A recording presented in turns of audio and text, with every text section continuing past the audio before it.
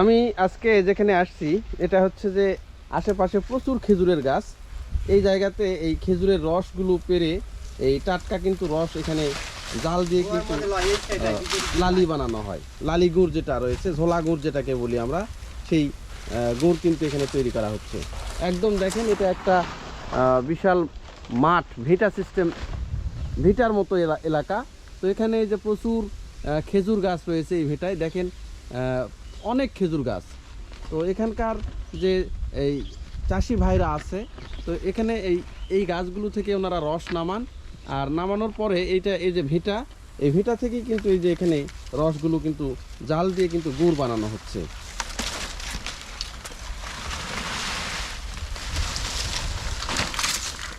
আপনারা কি গুড় বানান এখানে? লালি গুড়। শুধু লালি গুড়? লালি গুড়টাই হয়।